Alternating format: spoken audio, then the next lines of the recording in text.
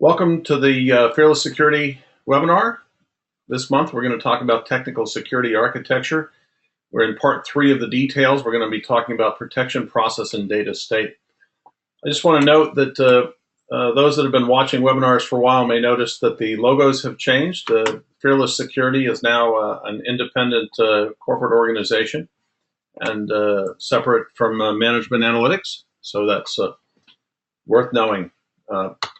The previous webinars we had talked about the methodology of spinning off of businesses and talked about how management analytics had a methodology where businesses can spin off, and right now Fearless is an example of that. So Fearless is still using elements of the management analytics security infrastructure while evolving out of that. So it might be an interesting case study once we get evolved out to walk through that. But everything we said before is still true about Fearless, at least for now.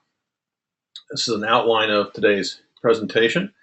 You can see from the picture here that our focus now is on the technical security architecture aspects. If you want to see the standard of practice that we talk about in the architecture, you go to all.net and you click on protection and you get a clickable diagram. And this technical security architecture is the portion of the diagram that we're in today. And as you can see from the clickable diagram, you click on different things and you can get a drill down into the details.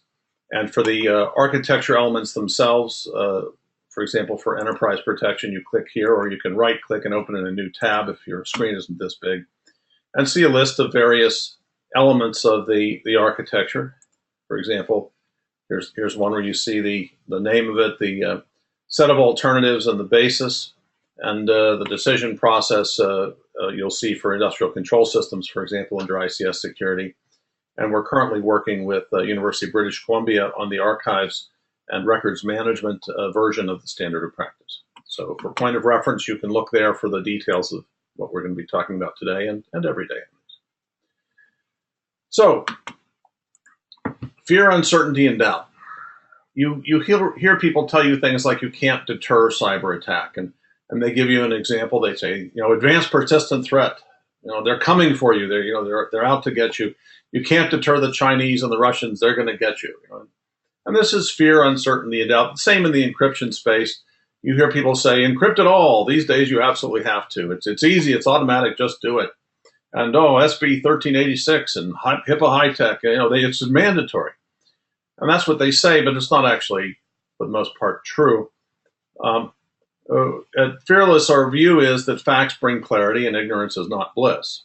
So it certainly may be true that some threats will keep coming, but how about the rest? There are plenty of threats, actors that may want to come and attack systems that won't attack you if you act in a reasonable way to reduce their desire. In fact, most of the attacks you see are not personal. Right? They're not. It's not you or your company. They're out there for financial gain or for whatever their motives are. They have budgets, they have time frames, and they have expectations.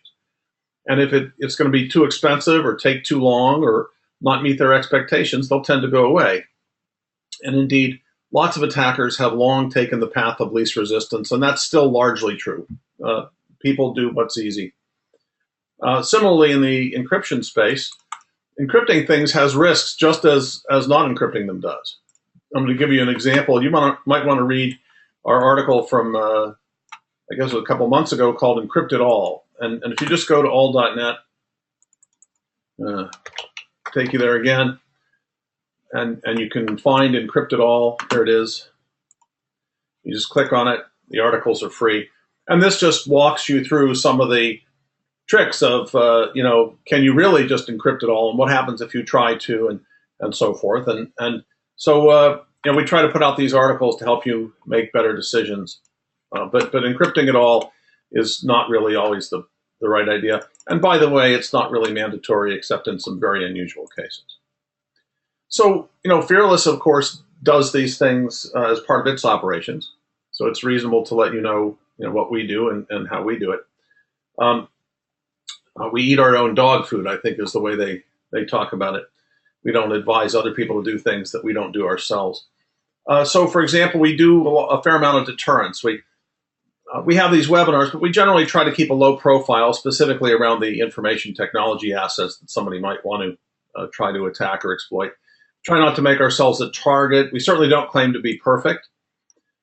We don't challenge attackers. I've done this before. We had some places where we created challenges for attackers to get them to attack, to learn about them. But you certainly wouldn't want to do it as a normal course of business. You're just asking for trouble. A lot of times you'll see people that have graphical interfaces that seem to say we're perfect or we're great or this is the place for security or something like that, especially on their websites and stuff. And we don't like that. It's something that says, here, come and attack me, prove I'm wrong. You don't really want to challenge people to attack you if you don't have to. We do respond if necessary. We try not to have to respond very often. We try not to play their game, right? So if they're trying to create something to cause us to spend time and effort, we try not to spend the time and effort, or certainly not to let them know. We use deception. We use insider detection. We use contractual controls. And we don't show off high-valued assets and other similar things. And it's all just part of the standard planning for deterrence. For prevention, well, we don't keep secret, that is truly confidential information on systems connected to the internet. They're on pieces of paper in locked filing cabinets or in physically separate computers that don't get connected to the network. And that's, for obvious reasons, that eliminates that path of attack. There are plenty of pieces of information that we have that are not kept on separate systems that have some level of confidentiality, of course. So we use a wide range of prevention methods and focus on the ones that give us leverage. We try to use things that make it easy for us and hard for the attackers. So as a philosophy of operating your prevention scheme, I think that's worthy. Detection and reaction is like love and marriage, right? You can't have one without the other. My singing's not that good, but that's an old song. We try to minimize detect and react. We do some detection, and when anything we detect, we have to react to. And we certainly don't react to things we don't detect because you have nothing to react to. But we try to do as little as possible in this arena because it takes a lot of time and effort, and we don't want to spend the time and effort if we can avoid it. A major focus, though, is adaptation. We basically, constantly look strategically at what we're doing and try and stay ahead of the attackers so that what they're doing today doesn't work against what we made our defenses do yesterday, so that by the time they figure out something that might work against what we're doing today, we hope to have moved on to something that they're not thinking about yet. And then the other element here is the data at rest, in motion, and in use. And so we use various protections. For example, we encrypt sensitive data, except authoritative data, in physically controlled locations. And the reason is we want to make sure that this sensitive, authoritative data is available. And when you encrypt something, if you should lose the keys or something breaks or you have a partial loss of function somewhere, you may not be able to get access to the data. And access to the data is one of our fundamental constraints in terms of protection. We need to assure the utility of the content. That's the way our business works.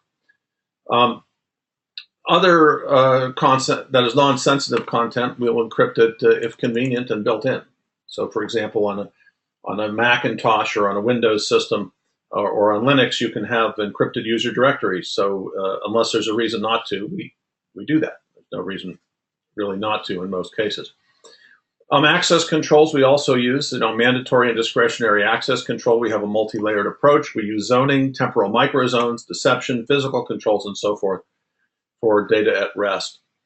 In motion, we encrypt almost everything, even internally. In essence, all of our traffic is SSL or SSH. It's encrypted. Sort of the exception is emails you can't always encrypt. So we have a convention that for our email system, we can do things unencrypted as long as it's internal emails on our own IP addresses. But you can't always encrypt email because there is no real good uniform system for that today. But other than that, we encrypt it in motion. Another example would be sometimes you go to a web server that doesn't have SSL. So if we want to go to the web server, we won't have SSL. But normally, internally, we encrypt it all because that's the mechanisms we chose. In use, encryption is really not a viable solution. So we try to go with trustworthy systems, temporal microzones, physical controls, use controls, limited functionality, awareness, procedural controls, session recording and surveillance, and so forth, to control content, data, and use. So that's what we do. But really the issue for the webinar is what you should do and what other people might reasonably do, and how to make those kinds of decisions. So the way we make these decisions for our clients as well as for ourselves is we apply our standard of practice. And the standard of practice is not a standard. That is, it's not something you follow. It's not like an ISO standard. What it is a set of reasonable and prudent practices. You can think of this as differentiating diligence from negligence. So if you're reasonable and prudent, then you're being diligent. If you're not reasonable and prudent, you're probably being negligent. But we don't claim that our practices are the only such ones.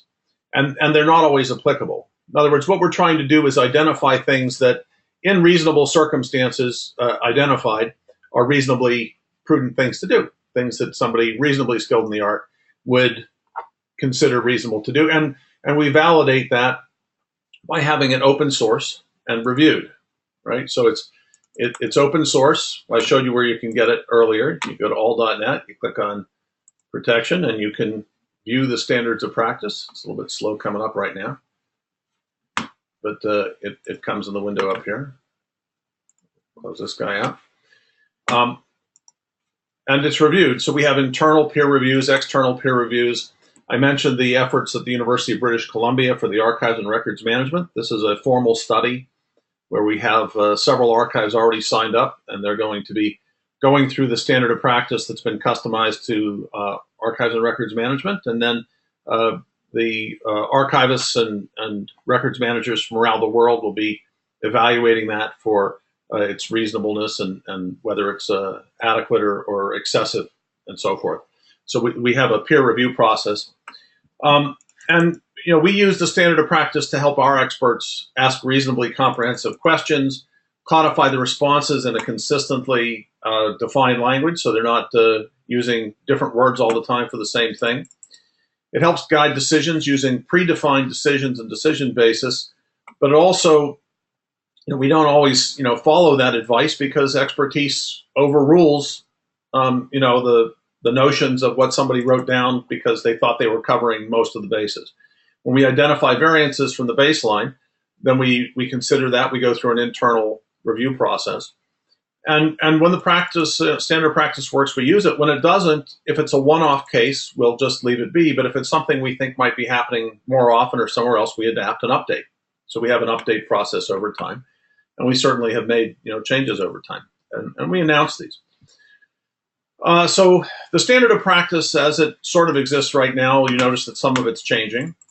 There's a note that this is being changed, when to encrypt things in motion because of changes in technology and the support for encryption by many more vendors. So in motion, that is over the wire, encryption is easy, cheap, and reasonably effective in most cases. But it's not the end all to everything.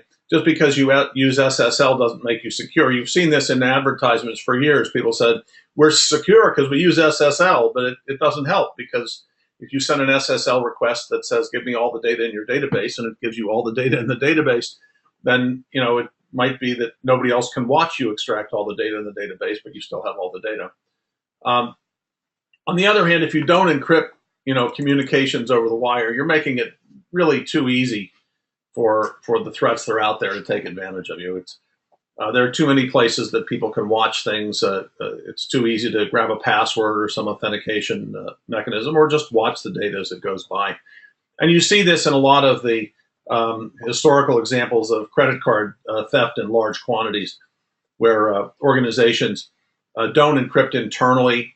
And so somebody breaks into some part of their systems, puts up a surveillance and watches the traffic and picks up all the credit transactions and all the details of the database entries as they flow past on the network. And if it was end-to-end encrypted internally, they just wouldn't have that as a path to attack. Now, they might find some other way, but it certainly reduces the difficulty and mitigates a lot of other things. At risk, just so you get a sense here, sensitivity, location, and risk or consequence level are the differentiating factors that we use for data in motion to determine what to do when required or never, when it's convenient or always. At rest, you have a big problem when you have failures in the encryption infrastructure. For example, lost keys. If you lose the keys, you lose the content, and it's difficult or impossible to get it back. If you have hardware problems, you can have lost content, which is to say the big problem with encryption at rest is lost content. So, what we try to do is make sure that in a primary storage location where you have, the authoritative copy of records, and they're physically controlled, and there are other appropriate controls and protections around them, you only encrypt when required instead of always encrypting. And again, that's because you want to make sure you have access. An alternative approach that's commonly used is you have multiple redundant sites and redundant encryption algorithms and methods and keys, but then key management becomes an enormous problem, and you almost always end up with a single point of failure or some very high level of aggregated risk somewhere. So we try to disaggregate the risk by not encrypting things under certain circumstances. Also, encryption is not the only solution you need for data at rest or in motion. Good basic computer security access controls in an architecture are very important. And without physical security, any of these things are going to be readily defeated. So you need to certainly combine these. Data in use is another area, and one of the big problems today is that people are not thinking through protection of data in use. And if you don't think through it and apply it, then people end up eventually breaking into the systems where the data is actually used, either the end user's system or an internal system that's doing computation based on a large volume of data or something like that. So in-use encryption doesn't work very well. There are a couple of minor exceptions, but we'll just say for now that it's not a very effective method in most cases. So instead we use computer security methods, both logical and physical. Redundancy is good for higher surety. That is, if you want to increase the likelihood of things working the way you want, then adding redundancy helps that. But note that the more redundancy you have, the more copies of things you have in more places, the more places there are potentially to take advantage of. So you have to be careful how you do it. We have an approach that says match surety to risk or to consequence. So you want more redundancy, higher quality, and so forth as the consequences rise. And so there are different protection objectives: integrity, availability, confidentiality, use control, accountability, transparency, and custody. IACUTRS. It's difficult to find. They all have Y's in them, for example. You wouldn't want that to be an abbreviation, and lots of T's and C's. So, and this is our table of the different approaches that we use for different situations. And in order to meet objectives, as the consequence or as the risk goes up, you need to have a redundant set of each of the relevant factors that you want. So if use control is critical, which it very often is, you'll want to make sure that you're doing at least two of these things at the medium risk level, which have you in them. So this allows you to do a sort of an optimization of the minimum set of controls you need to meet what we believe to be reasonable and prudent practices. And there are lots of things that end up being involved. This is a picture of sort of the set of different methods that you see in widespread use. Out in the world, you have mobile systems, vendors, providers, and then in your facilities, and then within your data center, and then within your servers, and within data repositories, and then you have inter-facility transport. And there are just lots and lots of different things that are embedded in here. And so what you end up doing architecturally is you create architectural structures. And we'll just walk on the next slide to the architectural structures. And so you have to pick different architectural structures meaningful for your environment. So, and this is the tool that we use to do these things. So for example, a lot of people are starting to use cloud-based computing and mobile devices. So this is a cloud-based zones and temporal microzones sort of get commonly used, and they might be fused with a limited inside-out zoning approach that has trusted mechanisms. And so what happens here, for example, is one of these services will be our internal trusted users, right? And you'll have people coming in from mobile devices and from devices that aren't maybe as mobile. Personal computer at your home runs through a NAT gateway, a mobile works through a provider, or you might have third-party connections, and they'll be coming in through an encrypted tunnel terminations in, and you might make this mobile to trusted. So that's how you're going to hook in through your firewall, make sure there's a method for them to receive the encrypted tunnel between these endpoints and here. And then in the trusted, one of these trusted zones will be, remote, trusted, mobile access, right? And then you might have a set of rules for, access, based on need to know or based on whatever the methodology is. And so you create the architecture by putting sets of these structures together. And so there are just lots of variations on these themes, and we have different decision-making processes to support which ones you use where, and that's part of the standard of practice. And then the adaptation is, let me just go back for a second. So there's a lot of prevent in here, but there's also a substantial amount of detect and react. Let's see, where was it? Oh, up in this slide. Here we go. So if you look up here, there's a lot of detect and react as well, right? So you'll have access limits that limit what you can access from where. That's a prevention method. But you'll have, let's find an example. I'm going to find one. Firewalls, filters, and transforms. So filters are typically like antivirus or anti-spam types of filters. So these are detection mechanisms that may have a reaction. You'll have time or use limitations on servers, right? So you'll have network intrusion and detection response systems. You might have risk aggregation controls. You might have flow rate limiting. There's another one that's in here. So when we walk through this in an assessment, we basically eliminate the things you don't have, and then we have minimum sets of protective measures for different circumstances that we think apply. Adaptation typically involves strategic thought process. So as opposed to this reaction, which is temporally connected to specific detected events, you detect something, you react to it right now, or in a timely fashion, depending on the particulars. The goal of adaptation is generally to anticipate and constrain the future situations. So as you start to notice, for example, that more people are trying to break in and steal personally identifying information to sell on some market, then you might decide to add more redundancy or to reduce the risk aggregation thresholds by partitioning the data and so forth. So the goal here typically is to change the leverage in favor of the defenders so that it takes less time, effort, and so forth for you and more for the attacker. So encryption is an example that uses computational leverage to make it relatively easier for the defender and harder for the attacker. Deception uses cognitive leverage to make it harder for the cognitive systems of the attacker than for the defender. Another example is inconsistency detection, a fairly new field that makes it hard for the attacker and less hard for the defender to detect subversions of the system. The idea, of course, is to gain asymmetric advantage for the defender. And then there's deter, which is largely about perception, which is a great topic for next month, where we're going to be talking about perception and behavioral-based defenses. With that, I'm going to turn off the recording and go into the discussion. I just want to thank you for attending.